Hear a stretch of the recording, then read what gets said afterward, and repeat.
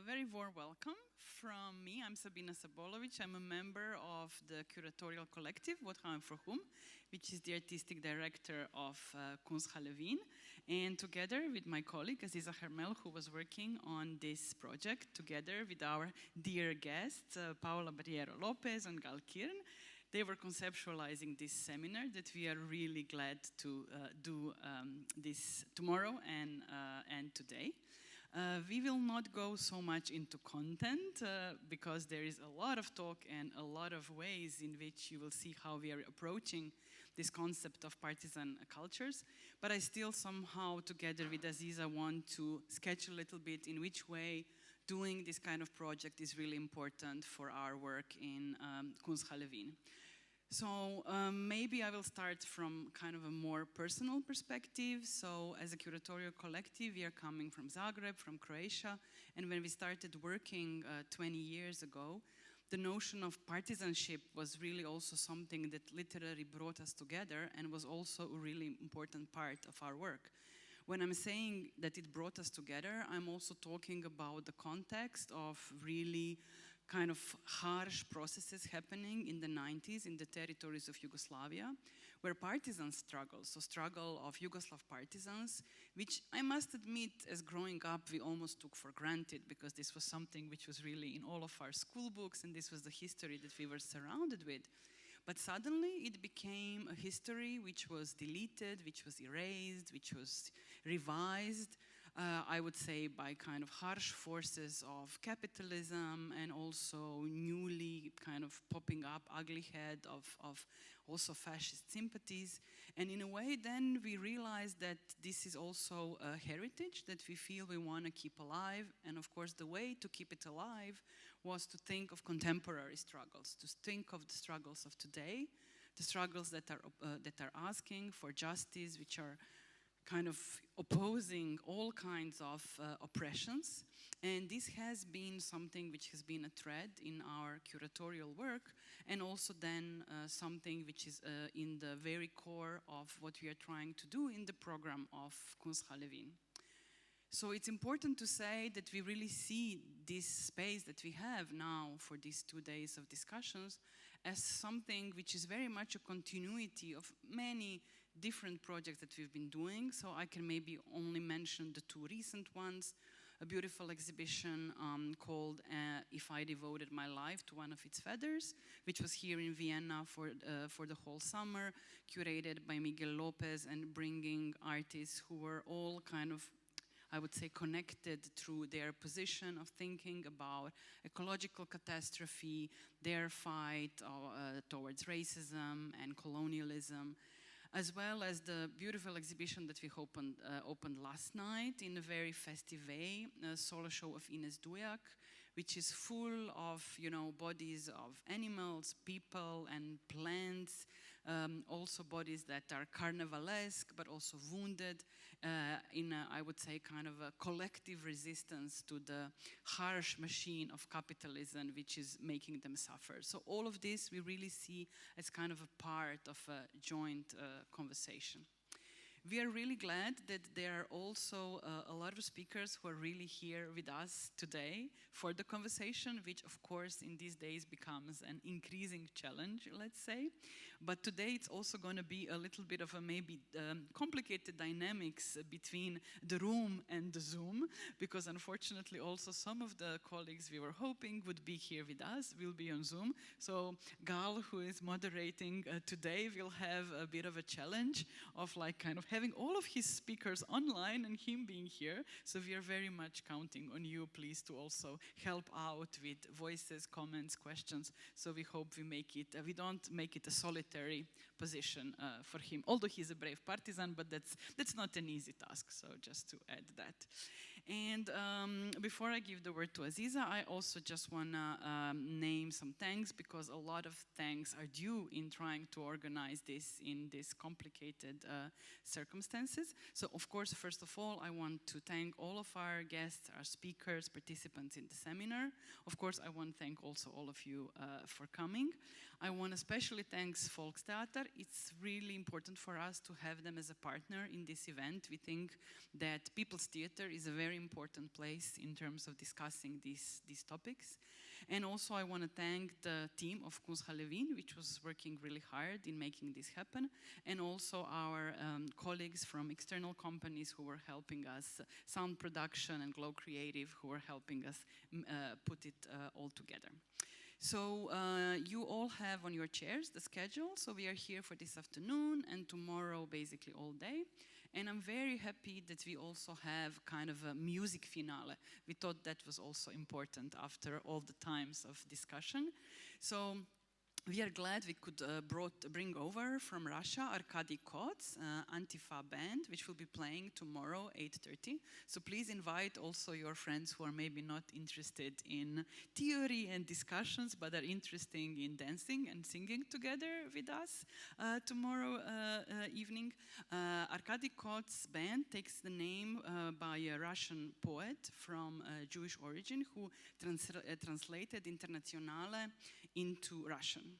And I also thought, just to kind of round up my little welcome, that it would be nice to also quote a few of the verses, which I feel is a nice intro to tomorrow evening, but also I feel could very easily stand somehow for the attempt and the endeavor that we are trying to do with these programs in Kunsthalle Wien.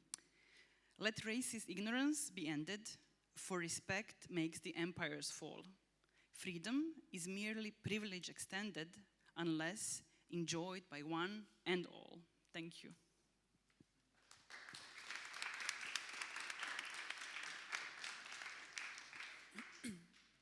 We came from left, we came from right, we came from left, we came from right. The twig shall not pierce our eyes, nor the rivers prevail over us. We are the vanguard, we are running. Forward, forward, forward. This is a short excerpt from the prelude of the famous play titled Dilemma of a Ghost by the wonderful Amaata Aidu, was a poetess and a writer and a playwright from Ghana.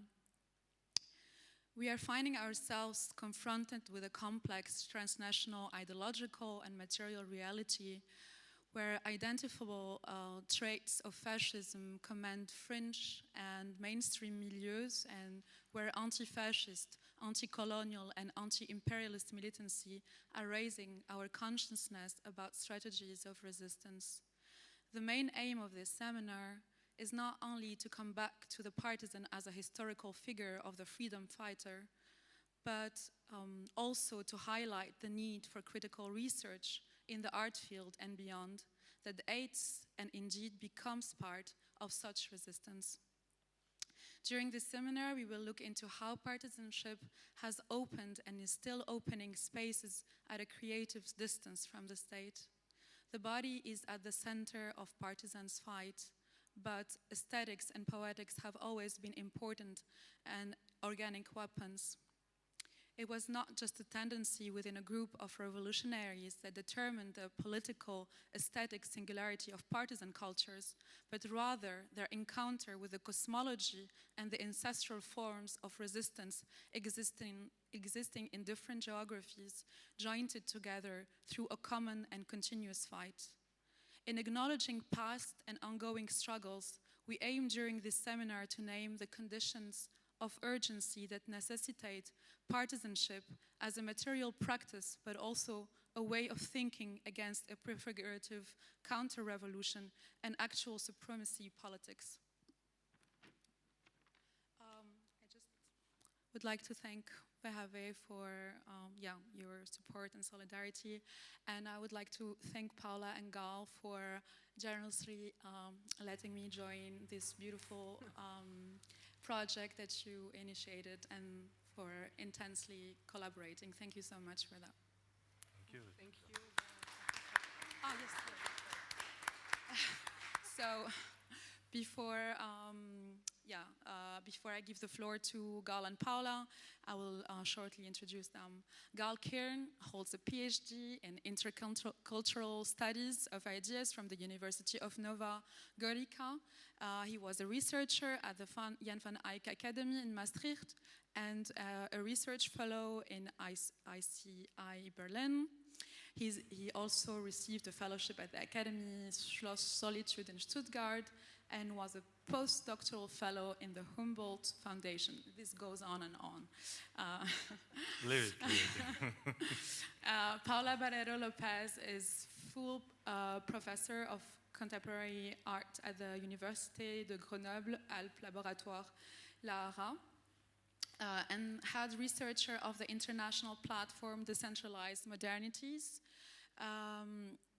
She is the director of the project Partisan Resistances, Visual Culture, Collective Imagination and Revolutionary Memory.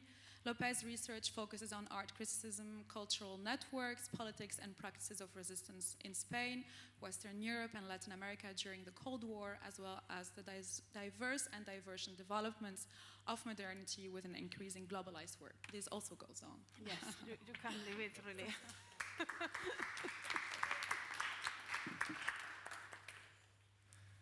So, thank you so much, Vienna, Rote Salon, Rote Bar, for having us here. This will be now our short introduction that we wrote a few hours ago, a few days ago. So, hello everyone. We will say a few general things, a little bit about the motivation, why we started, how we started doing it, and my kind of more emphasis, a bit more political reading or partisan politics, and from Paula's side, it's a little bit more partisan aesthetics, partisan art, which kind of binds us into our collective project, or the project that I was invited by Paula on partisan resistances. So this is where, with a group of other friends and colleagues, we started developing this. So let me say just a few words, because the introductory letter speaks about the 20th century, long 20th century. So David Harvey, his dictum can be still persuasive today.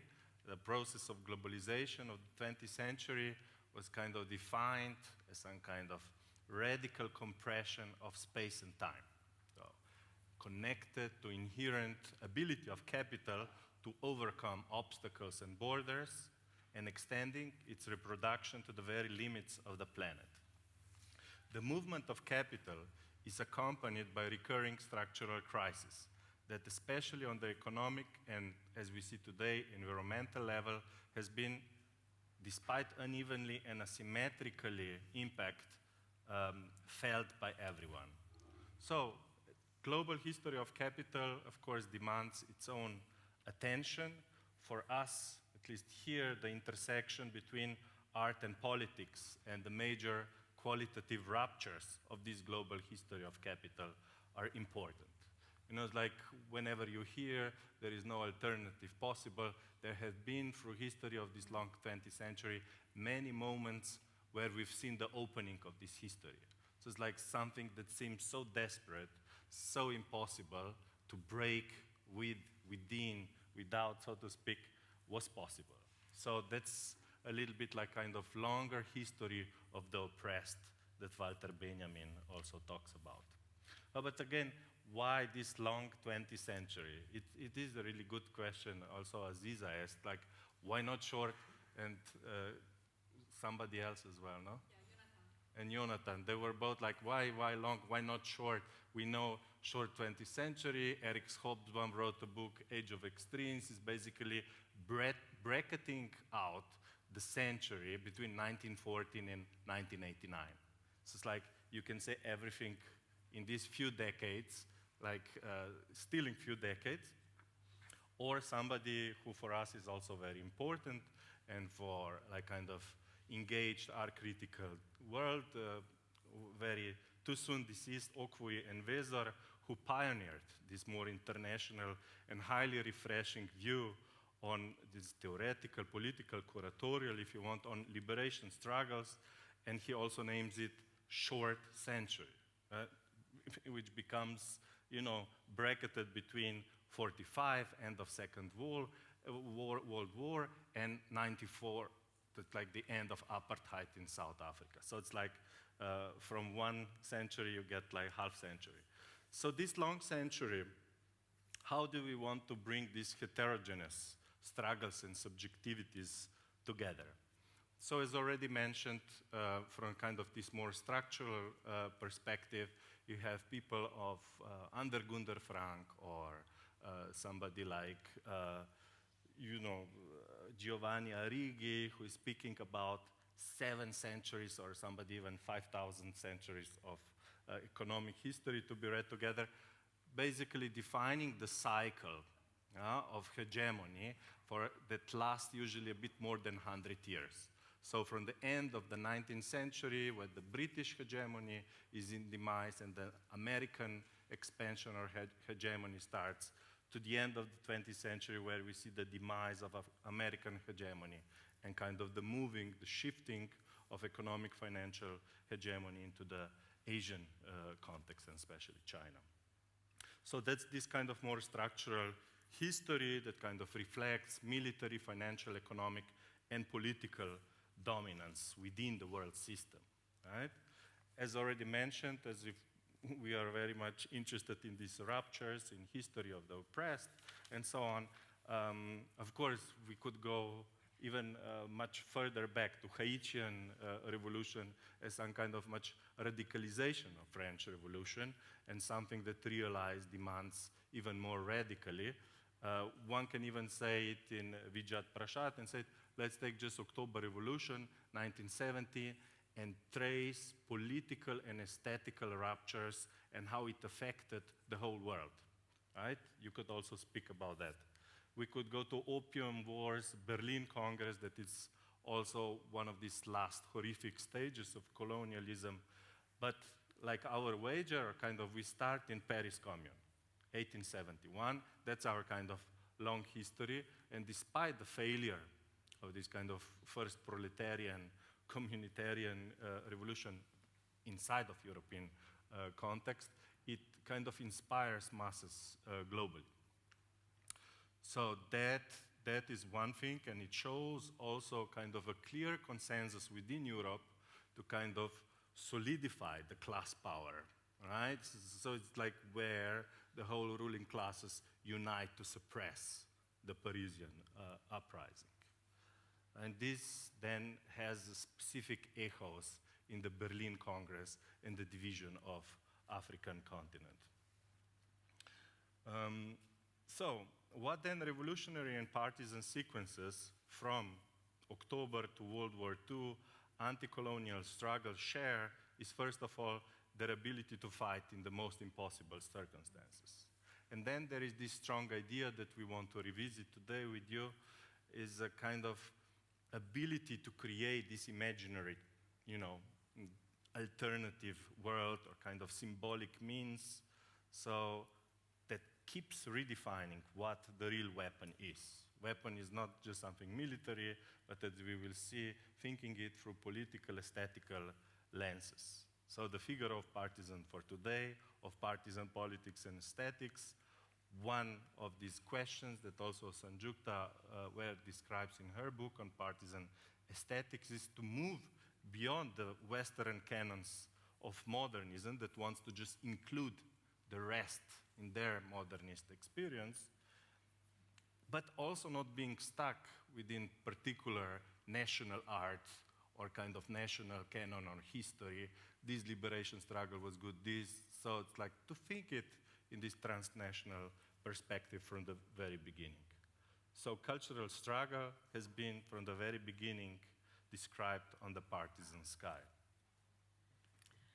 So there has been little work done on strengthening the similarities and divergences between anti-fascist, revolutionary, and anti-colonial struggles.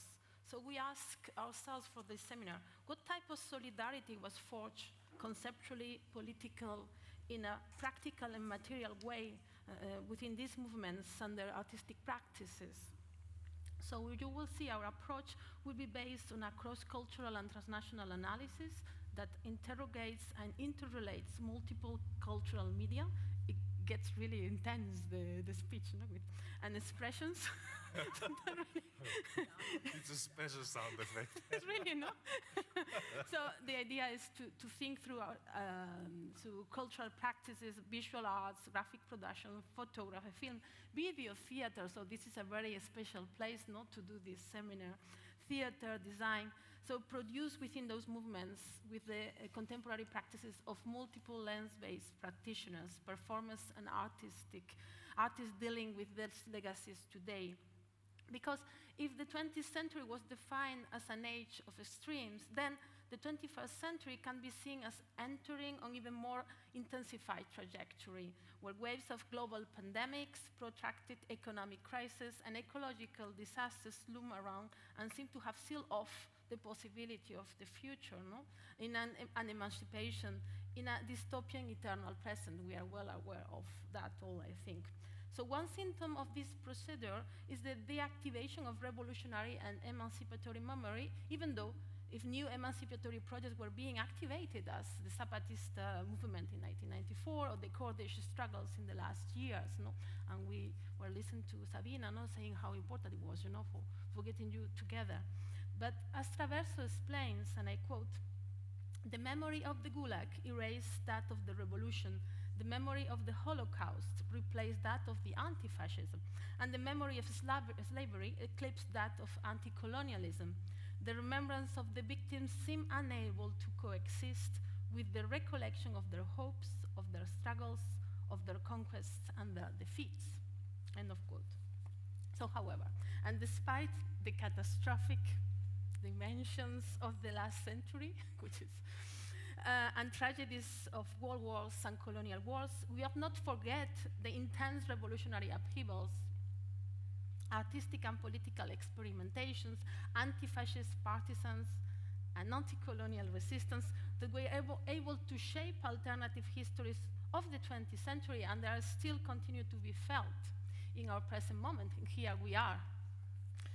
There was never a reason, destiny, or divine providence to close either the gates of history or horizons of future. Thus, this seminar invites us to think again through these potent moments and legacies of the past, of the strong encounters of liberatory art and politics, which might even reanimate some these emancipatory fragments for our present. This is the idea and the hope.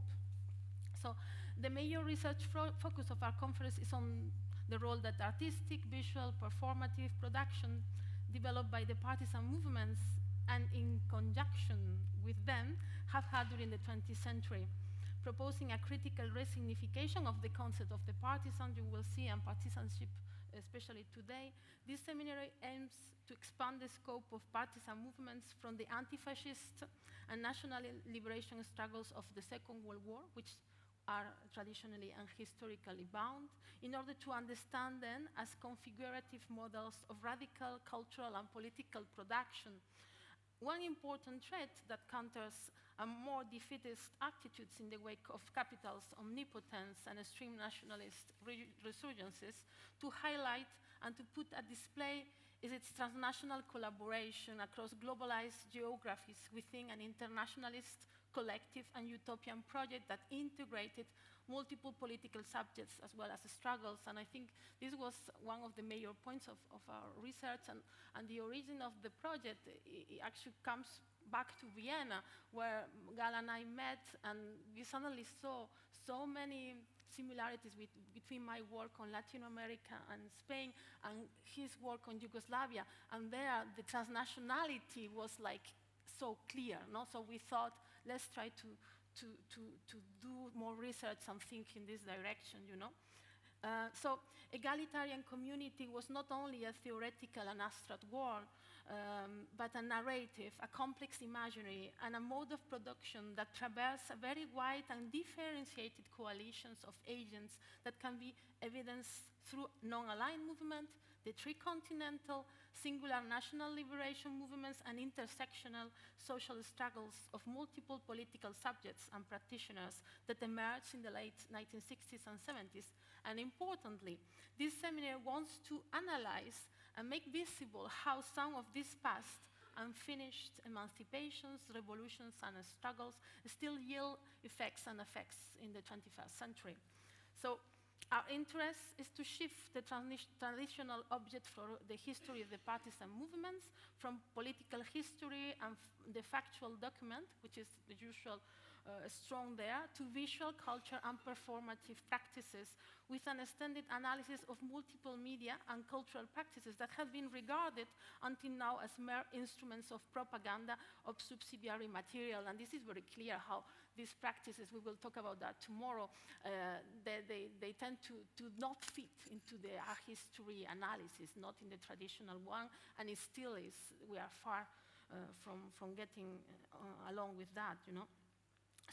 So for this seminar, it's not only a question of thinking about how visual culture comes into contact with and fits into the social and political struggles of the resistance, but of asking, on the one hand, in what ways and according to what modalities it functions effectively within these struggles, and on the other hand, thinking in agreement with Mitchell about visual culture without reducing it to the social construction of the visual, but to the visual construction of the social.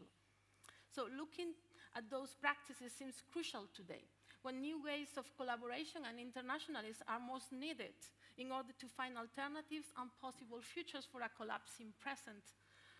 What are the lessons, ideas, traces to uncover from the transgressive models of cultural collaboration within the internationalist ranks of partisan movements, we ask ourselves.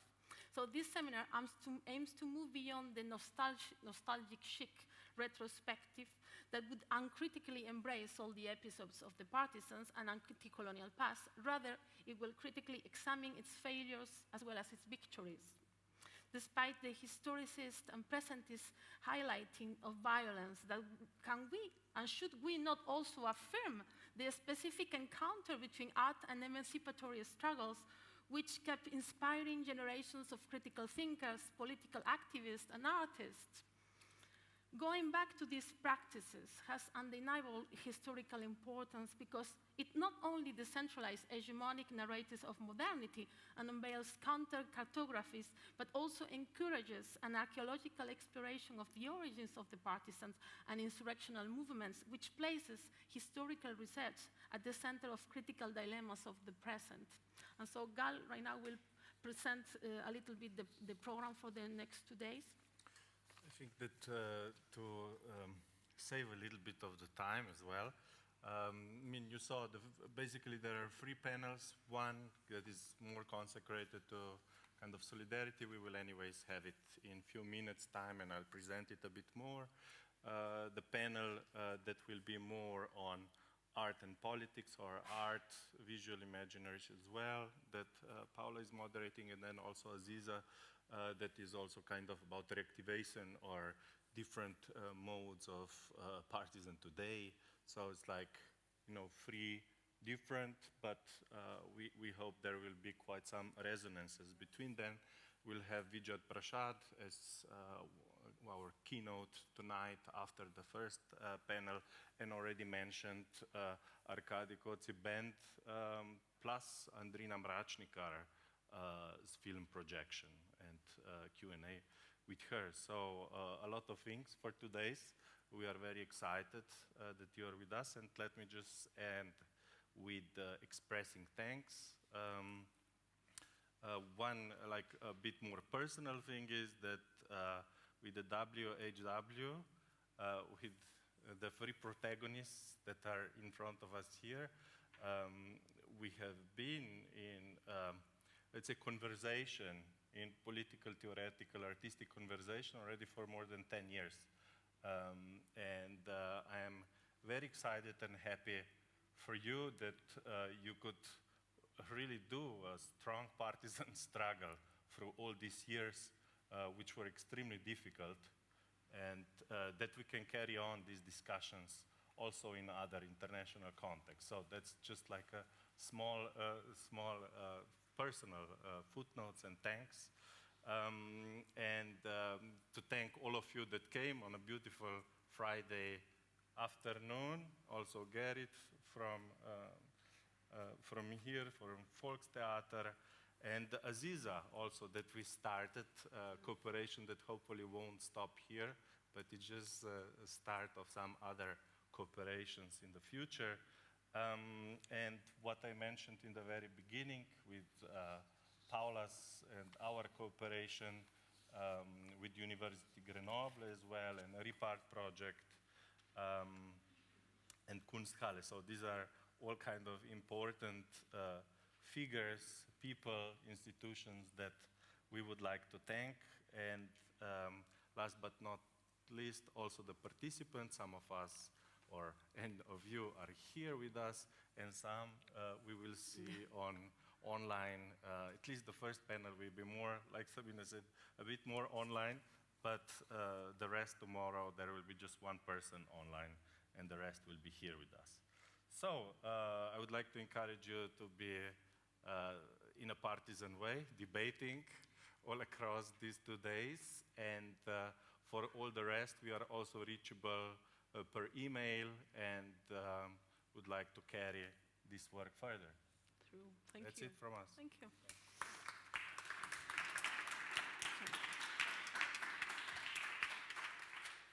I will be there. Sorry for a practical interruption. Now, Yeah. can you help me? Shall we move this table? Because I'm just thinking now it's in your way for the slides. No? And we move this too?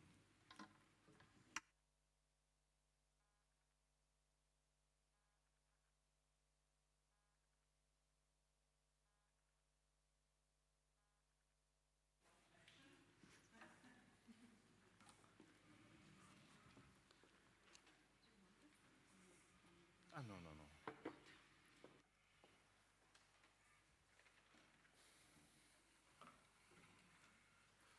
So, hello.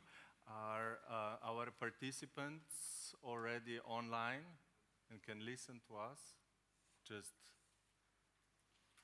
yeah, probably. Okay, good. So we will have, I'll have now a short panel introduction, a lot of introductions. Sorry for that, but we will come to the real in medias res soon. But I have to say a few things about this first panel, since I am the speaker and moderator, all in one. I'm Kirn. You already got to know me now, and my voice, I hope you won't be bored by it by the end of this day. I am more looking forward not to my own presentation, but to amazing speakers that we are hosting today. So warm regards to Anne Garland Mahler from US, Angela Dimitrakaki from Greece, and to Dilar Dirik from UK. Unfortunately, they cannot be with us here, but online, and I'm sure you will be deeply interested in their work, what they have to say. So these are 3 researchers, activists, whose work I deeply respect, and with whom we'll be conversing about, let's call it partisan figures, solidarity figures of yesterday and today. So the panel will move from a slightly more distant past perspective, or not so distant before, Second World War, Second World War after, so from South-South solidarities to Kurdish struggles, partisan struggles in Yugoslavia, Greece, or Europe today. So panelists will discuss these different partisan figures, kind of also the very organizations of solidarity against historical fascisms, but also against neoliberal authoritarianism of today. I'm sure we will find a few important resonances between our talks about these different localities, but also connected to what we call transnational network of resistance, a kind of partisan aesthetical political geographies. So first goal kind of our panel, what we were setting ourselves, is to speak about specific similarities, but then also address differences. Differences, since when looking in retrospect, we cannot flatten these diverse phenomena in one signifier as if there is just one partisan internationalism. There were tensions, contradictions among diverse struggles and projects within periphery as well. But there is also a way we hope to further nuance and contribute to these various internationalism of yesterday. So first one that me and Anne will also talk a little bit more, kind of anti-fascism, is some kind of horizon of united front before Second World War, which was connected, of course, to left project, but became a largely accepted horizon after Second World War, robbed of any revolutionary transformative dimensions. So anti-fascism after Second World War is of course accepted. There is a victory over fascism, not in the whole Europe, but still in large parts of Europe. But there is this kind of, historical revisionism that is happening already in 40s, 50s, and we have, from Italy to France and so on, we have that part that robs anti-fascism of this moment. Then internationalism connected to anti-colonialism after Second World War that brings many rifts and split within the First World War, within the First World, and as well, even if we call Second World War deeply connected to some kind of anti-colonial vision, there is a strong Soviet hegemony that is driving that process. So this, with appearance or emergence of non-aligned modernism, modernity, if you want to say, you have a strict friction, you have tensions, and this can be traced from art, political to media, reports. So if one cares for drawing specific continuity of such internationalist legacies, then we can ask how far can we trace those into a longer and unfinished project of decolonization. We will attempt to answer how the partisan figure can be reactivated. Can it merely serve us as inspiration, or are there ways to mobilize these revolutionary resources of specific past? So now just one technical detail. Each presenter will have 25 minutes, and then we'll have immediate discussion of 10 minutes, so write your comments and paper immediately during the presentation. And then at the end, if we have time, maybe we have, collective discussion, but we will see how good we are with time. Paula, you will be helping me out with time. So I just suggest we go to my presentation. It's like there is no break, We had there is no break until a reconstruction is going on. So, announced in my abstract, I want to provide a critical reading of Carl Schmitt. So Carl Schmitt, theorization of partisan figure, partisan politics that has been so popularized in the last 20 years, let's call it, and posit alternative conceptualization of partisan figure and also alternative path to internationalism. I will point to some genuine contribution of Yugoslav partisans, which can be connected to most partisan anti-colonial struggles. That is a strong encounter between politics and arts, which is not the only thing missing in Schmittian lenses, but also from certain historiographies. I can then hopefully end with a few examples of how Yugoslav partisans redefined the notion of weapon. Okay, so let me start with this Carl Schmitt's a good old fascist theorist. One has to admit one thing: if he succeeded something, it was one of the major theoretical performances of 20th century, or theoretical provocation, one of the most perverse provocation of 20th century political thought.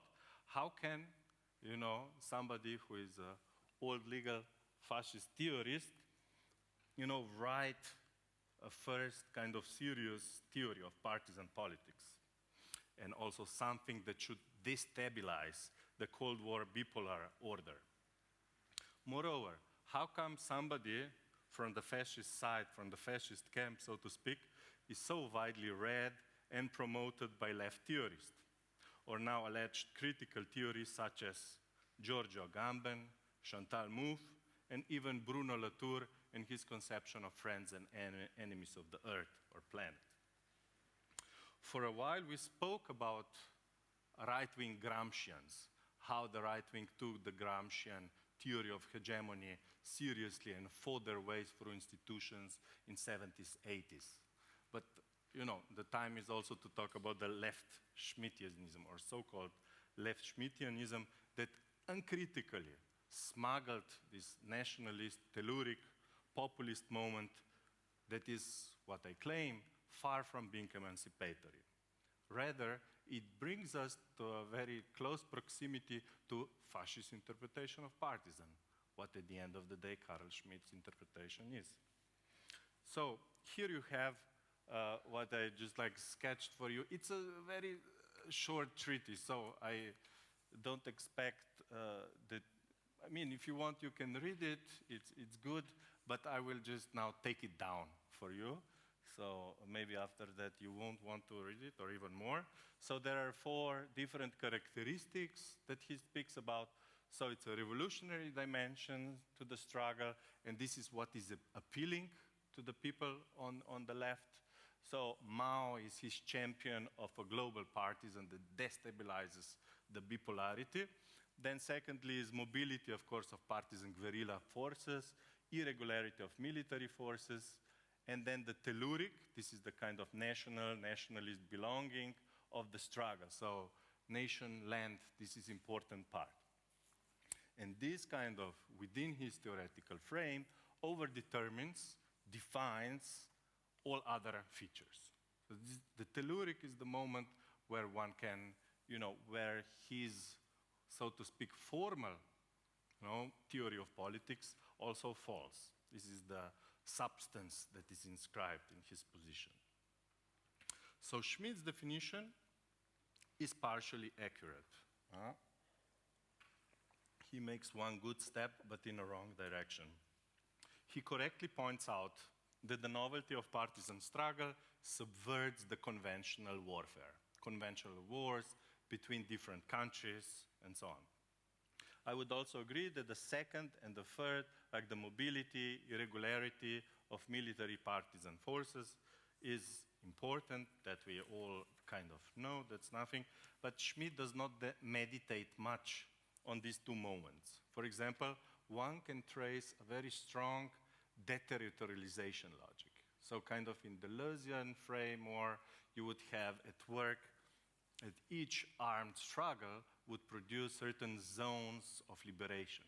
Liberated territories would shift, would diminish, would disappear, would reappear, and then expand, right? Until the final victory, as Mao Zedong would say, until the final liberation. It is this unfinished process that is inscribed in liberation, which Schmitt does not, of course, theorize.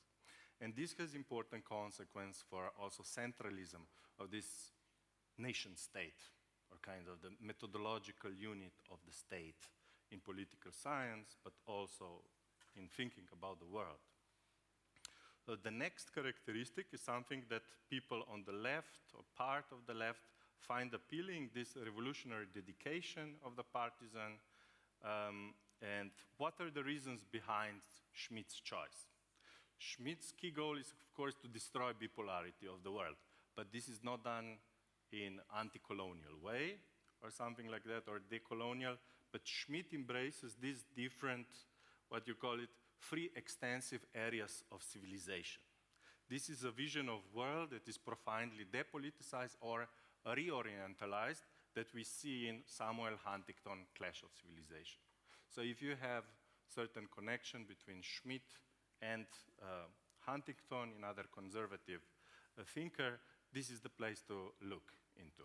So you have 3 civilizational, which have certain racial hierarchy, national hierarchy, without discussing the rifts in society, class struggle, without discussing certain other asymmetries. So for Schmitt, he's not interested in anti-colonial movement or non-aligned movement. He actually cynically equates these movements with zones of neutrality. Or to quote, they promote planetary liberalism. So the partisan figure here in the frame of Schmitt is acting to strengthen again the old nationalist sovereignist paradigm. So it's not difficult to see how this resonates today with right-wing populism, or a reappropriation on alt-right of partisan guerrilla insurrectionary tactics. We now move to the key problem of Schmidt's partisan figure, that's this kind of telluric nationalist side of it, right? The partisan adherence and attachment, he says, is like this strong, almost organic connection to earth, to soil, of people and nation. But when we look back to different partisan experiences, anti-colonial experience, we will see that the people only emerges through these struggles, firstly, and that the struggle itself redefines dramatically what the nation is, what the people is, what the soil is. So soil is not something that is there already kind of pre-existing, some kind of substance that cannot be changed or something, but it's something that arises and is redefined, right? And kind of carries the promise of radical transformation. Again, this is not something that Schmidt is interested in. So many tend to forget also today that national liberation struggles were not based on certain national unity only, but that the struggle was from the very start much broader, based on the international anti-fascist solidarity, later on the anti-colonial solidarity. So you have certain national unity like Fanon, Cabral, they all think about, partisan culture or politics in this kind of way, how to bring, people together, but these people are completely transforming the elitist conception of culture, kind of existing canons, existing institutions of art, of politics, and so on. So here we go. The agents are not certain nations that walk on the streets, but revolutionary people, masses that liberate their regions, countries, at the end, continents. So what happened is the rupture with the teleology of history, even of economic progress, and hierarchies of civilizations, races, nations, hierarchies of classes and gender. These struggles were, from the very beginning, intersectional. So already from the start, this liberation struggle goes beyond simple identitarian frame and often evokes one of the deepest fear of the Western political theory and thought, fear of masses. So this is just like a small kind of summing up what, like through this criticism of this influential fascist theorist, what kind of reconstructing certain alternative partisan figure.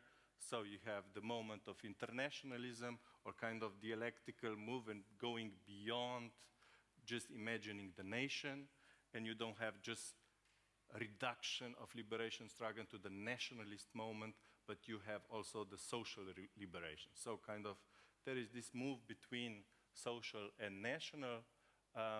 So there is these different variations of internationalism, thinking about the rifts within society and the rifts within the global order. So this is somewhere, that you can read these ruptures or these consequences of these ruptures through this long 20th century, beyond the identitarian frame, international solidarity, and then finally, and this I want to have a little bit more, some minutes on strong encounter of partisan art and politics. I work mostly on Yugoslav partisans, so I will give you a few examples. And in the very beginning, I would like to share with you one partisan poem that I translated some time ago. It was written by Franz Pinterich Schwabe. Schwabe is a pejorative term for German in Slovenian language and Serbo-Croatian. Schwabe from Schwabenland, from that part of Germany. So it's a little bit ironic that this is like one of the deepest partisan anthems, and the guy has insertion. But what is interesting, the guy was poisoned by a fascist collaborationist in 1942, so we don't know whether somebody really read, or if he read, or if he kind of recited these poems, or if his fellow comrades read it. What we know is that his poems then survived in German translation and are then confiscated after the Second World War, and there were a lot of dust on them in the archives for quite a while. Miklaus Comel, another important theorist, who is unfortunately not partisan anymore these days, he brought it and he translated it to Slovenian, and now I translated it into English. And a part of this fascinating journey, how these archival moments can be reconstructed or brought together to life. Let's just read together the poem, which kind of already speaks about certain temporal transformation or changes, and also criticism of this kind of presupposed telluric national moment. So, we wrote poems in different times, when we had nothing else to do. But today, when justice belongs to those in power, when weapons do the talking, our poem is loud and clear. We want to live freely in a free land. This poem of ours is our guidance. It is our anthem. Victims are falling for this poem, innocent victims, and they are falling by the thousands. When this poem becomes a reality, when freedom approaches in all its light and power, come forward, you poets and writers. To the victims fallen for this poem, write poems of eternal glory and memory. A part of this paradoxical, temporality and function of what the past poetry, the present poetry of struggle, and the future poetry of struggle, how it's supposed to commemorate, it carries this strong, very short, that I highlighted, maxim, right? We want to live survival, right? We want to live freely. It's already kind of, going into the concept of freedom, and in a free land, liberation. So you have three moments, that are also constitutive to kind of the right of resistance, raison de révolter, if you want, and something that is then like a banner on this partisan anthem. And these partisan anthems were many. In Yugoslavia, only some 40,000 poems and songs were written during Second World War. So this is not just like some 5, 6 avant-gardist poets and something, but it was like a huge popular kind of movement, literacy movement, that kind of brought masses of anonymous poets, women and men, mostly peasants, that were writing their poems. Right? So this is like a huge archive. In Slovenia, at the very end, in the 80s, they published quite some of them.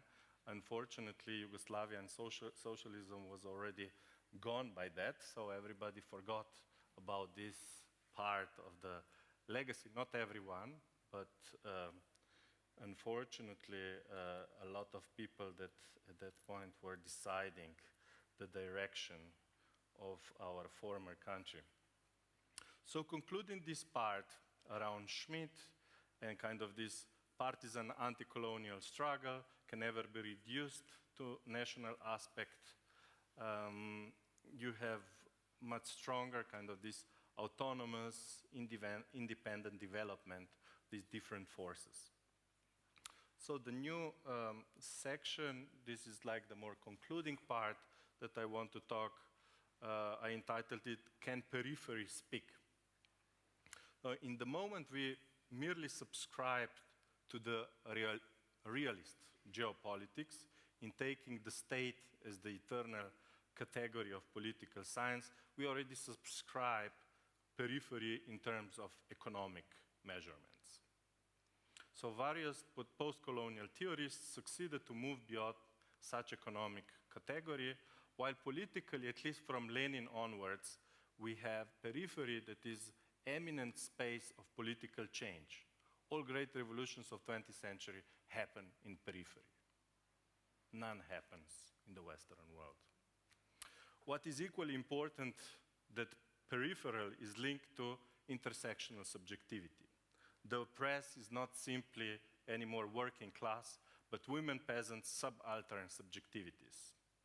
They started walking on the stage of history.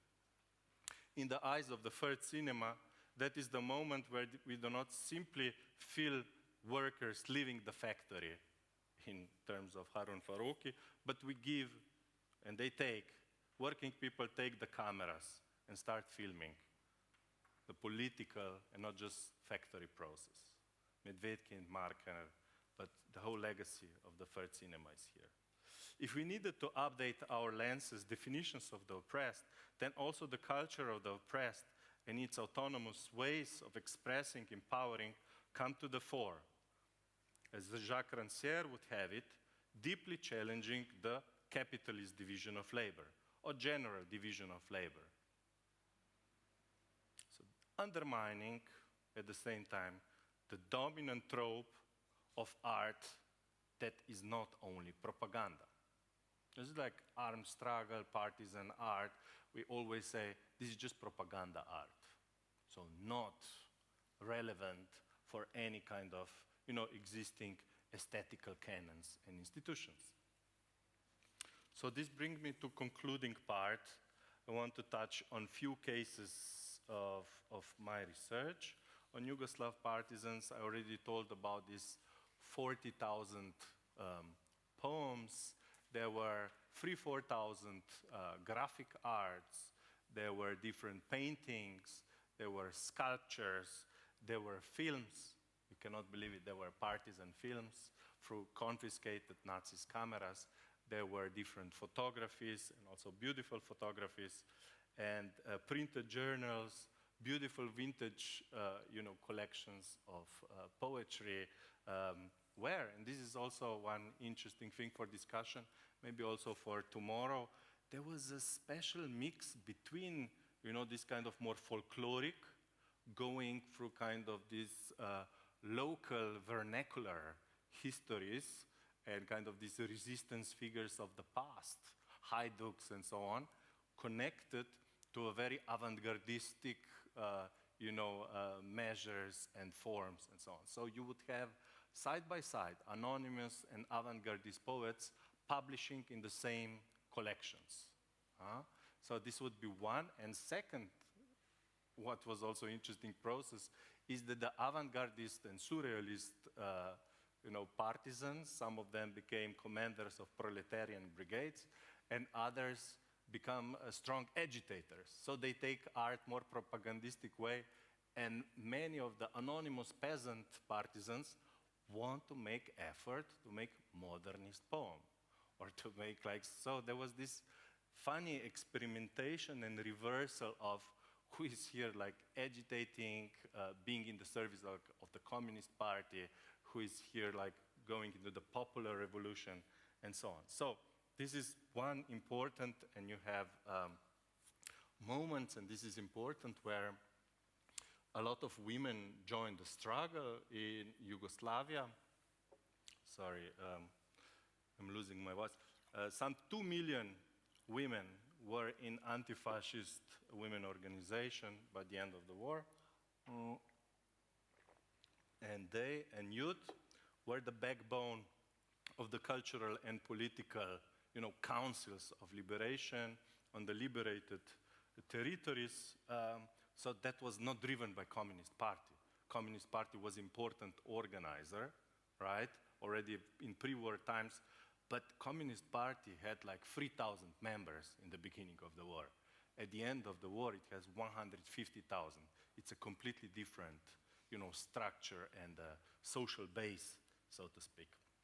The rural area become more progressive than the cities, right? So intellectuals, cultural workers, workers, they come to the forest and they kind of transform this kind of organic, idyllic conception and also conservative conception of rural Gemeinschaft, if you want to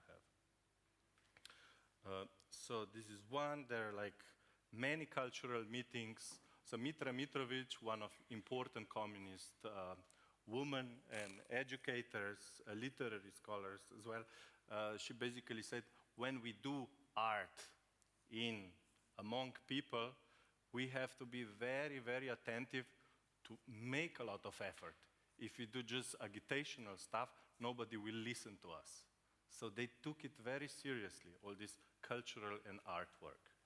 I have just a few more minutes, so I will come on two last short examples, if I am allowed.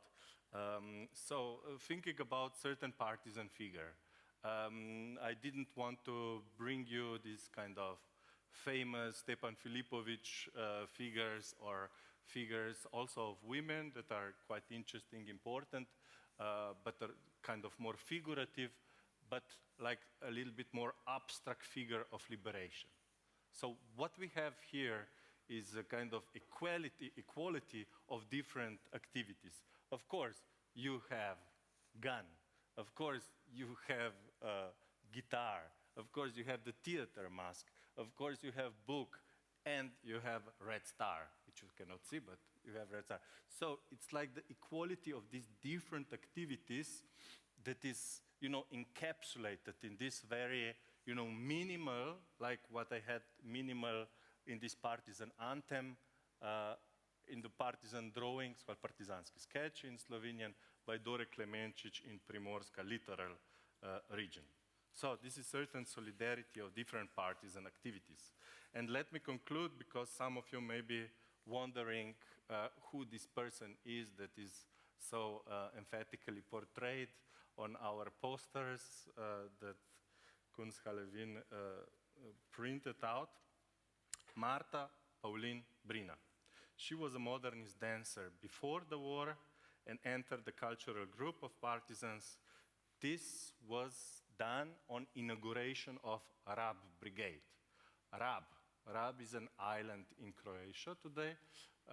This was one of the biggest concentration camps on the island in Second World War, where actually also a lot of Jewish internees were then liberated and formed their own partisan battalion, some 300 Jews.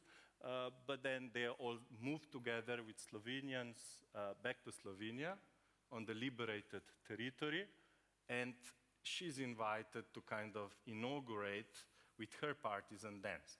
So I give her last word to her a little bit longer, and then I will finish. So, I became a dancer where nature became my stage. Instead of a wooden stage with boards, I dance now everywhere. The feeling of balance becomes again a problem. The muscles, musculature, works differently, because once the leg was searching for support in stones, another time on soft ground, on grass. This was the first thing that I observed. Conventional and unpersuasive ballet grace would immediately wither away in nature. It would even become comical. In our case, there was no so-called ballet in the broad sense of the word, but we could speak of dance expression that was rooted in the liberated floors, with human participation in its historical creation of people. It was about participation in the liberation struggle of a people that knew no despair and that was aware of its strength and historical mission. Dance calls for struggle, and in this struggle, it is winning. It unties in joy because of struggling and of constant efforts, because of power, because of the very historical act. I rejected almost everything that in the years of dance school training I had learned. I searched for dance expression, original and fresh, which emerged from the human need to move. I found it in the game of balance. In balance with dynamic, rhythmical, and voluminous dimensions in tension and relaxation. Tension, relaxation. Dance expression was a consequence of internal engagement. That, I found, this correct language of movement was only possible because of people and because of the partisan poem, which was understood by everyone. So Marta Pauline Brina, despite her highly skillful modern dance techniques from Dresden, Marie Wigman, right? She had to first unlearn these techniques to relearn to dance under new conditions in front of a new audience, to dance in a partisan way, and in that way to be a part of partisan revolution. Thank you.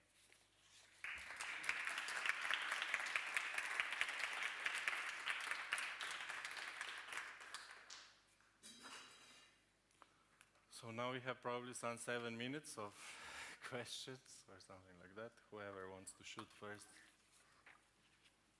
Well, you can choose to use the microphone for the questions, or you can also just say it out loud. So if anybody has questions and wants to use the mic, I can bring it. I can hold it if you want. Hello. I would like to hear more about the poetry that was created and how much of that was converted to song and how that developed into national identity. Should we take 1, 2 more, or however you like? Yeah, very good question. I mean, it's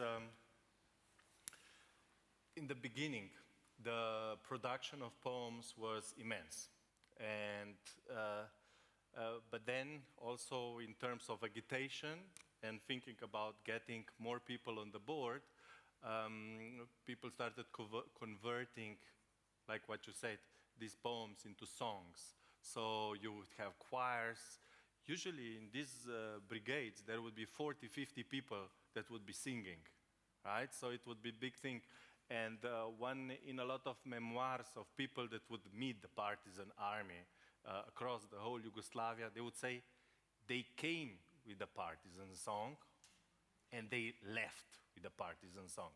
So that was, you know, not just like kind of this boosting of morale or kind of we are strong and we go or we fight with the, you know, with the drums kind of military formation, but it was the creation of this kind of resistance, community in resistance. What you quite correctly said, it's a kind of feeling of kind of belonging to certain collective there is, and of course you would have certain songs that immediately becomes greatest hits with 1 million clicks, which you have it today, you know, there would be these kind of things, and they would then live through, you know, different partisan choirs of real partisans and young generation as well, that would stretch even to today. And today, very interestingly, in post-Yugoslav context, this legacy, partisan legacy, but also internationalist, is taken over by women choirs. The self-managed women choirs, for example, in Slovenia, Kombinat, even in Croatia, in Macedonia, in all these different contexts, you have, you know, groups that took, you know, these partisan songs and poems, but then like kind of with small travesties, like not the brothers, let's go to sun, but sisters, let's rise to sun, and so on. It's like there is also this kind of women part of emancipation that was largely then forgotten or revised by Communist Party after Second World War that comes into play with this. So you have this, and then, you know, some of the songs then become really inscribed in more this national awakening of like just Slovenians, and they're then taken even in the 90s when there is a lot of anti-partisan sentiment and stuff. They're still being, you know, sung and so on. But yeah, if that, yeah, two of you. You can take both questions. I can take both questions, yeah? Anybody? Yeah, there's Sanjukta and...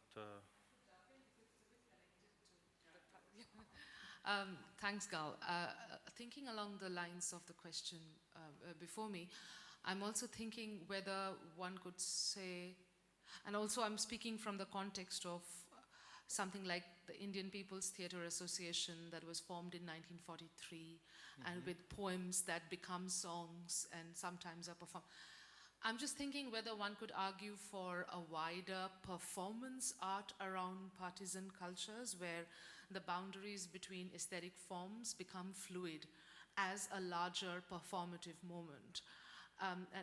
Because we often think about individual genres, so poems and theater, and the more I hear about this, also from what you're saying, there is making fluid of boundaries at that moment of performance. So they come with songs and they leave with songs. I'm thinking of my university in Delhi, where you would still have legacies of the IPTA, Indian People's Theatre Movement songs, and students would sing it, dance it, probably, intoxicated, and it would become a part of political protest at that point of time. So you no longer know which is a poem and which is a song, and so I'm just thinking.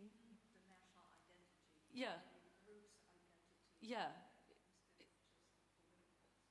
Exactly. So it becomes, and there seems to be, if you will, a kind of, thinking about the question of identity as skin around the performance. So the collective almost organically forms or manifests itself at that moment of performativity.